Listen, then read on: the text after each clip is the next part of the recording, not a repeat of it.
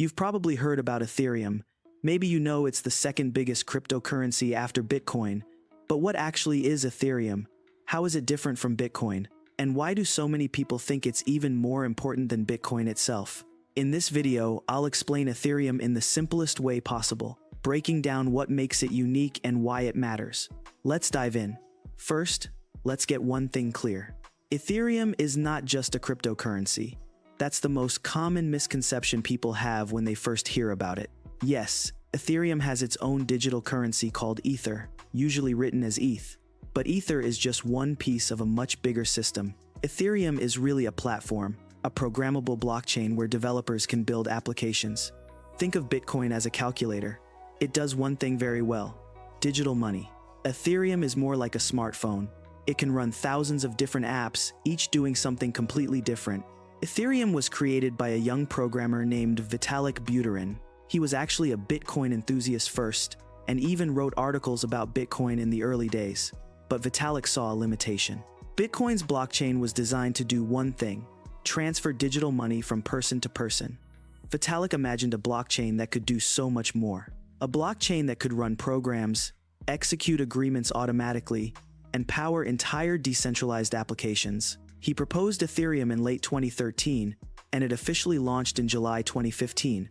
So what makes Ethereum so special? The answer is smart contracts. A smart contract is a self-executing agreement written in code that runs on the Ethereum blockchain. Once deployed, it executes automatically when certain conditions are met. No lawyers needed, no intermediaries, no possibility of one party backing out or changing the terms. Let me give you a simple example. Imagine you want to rent an apartment. Normally you'd need a landlord, contracts, maybe a real estate agent, deposits held in escrow. With a smart contract on Ethereum, the agreement could be written in code. When you send payment in Ether, the smart contract automatically releases the digital key to the apartment. No middleman, no delays. Everything happens automatically and transparently on the blockchain. This might sound like a small improvement, but it's actually revolutionary. Smart contracts eliminate the need for trusted third parties in countless situations. Insurance claims that pay out automatically when flight data confirms your flight was canceled. Royalty payments to musicians that happen instantly when their song is streamed. Supply chain tracking where payments release automatically when goods reach certain checkpoints. The possibilities are enormous. On top of smart contracts, Ethereum enables something called Decentralized Applications, often shortened to dApps.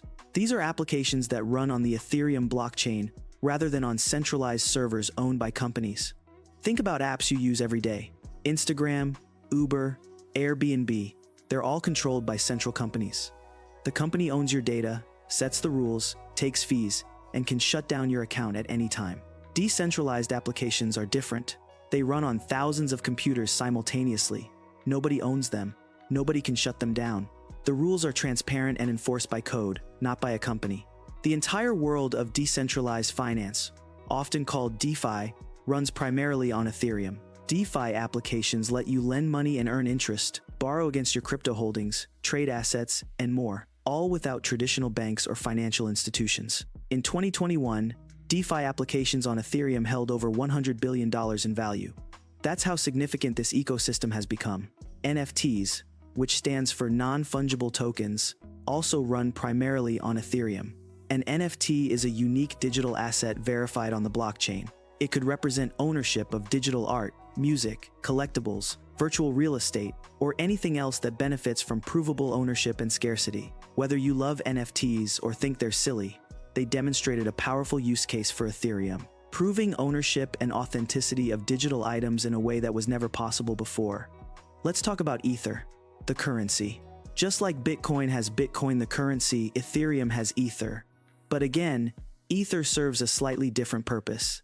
In addition to being a store of value and medium of exchange like Bitcoin, Ether is also the fuel that powers the Ethereum network. Every time you execute a smart contract or interact with a decentralized application on Ethereum, you pay a small fee in Ether. These fees are called gas fees. The fees go to validators who secure the network and process transactions. Unlike Bitcoin, which has a hard cap of 21 million coins, Ethereum has no maximum supply limit. New Ether is created continuously to reward validators who secure the network. However, Ethereum implemented a mechanism in 2021 that burns, meaning permanently destroys, a portion of the Ether used in transaction fees. During periods of high network activity, more Ether gets burned than created, making it potentially deflationary. This is a significant difference from Bitcoin's fixed supply model. Speaking of securing the network, let's talk about a major change Ethereum made in 2022. It's called the merge, and it was one of the most significant events in cryptocurrency history. Ethereum transitioned from proof of work, the same system Bitcoin uses where miners compete with computing power, to proof of stake, where validators lock up their Ether as collateral to verify transactions. This transition made Ethereum roughly 99% more energy efficient overnight. It addressed one of the biggest criticisms of cryptocurrency, the environmental impact. Proof of stake also changed how people can participate in securing Ethereum. Instead of needing expensive mining equipment, anyone with 32 Ether can run a validator node and earn rewards. Now let's address speed and fees.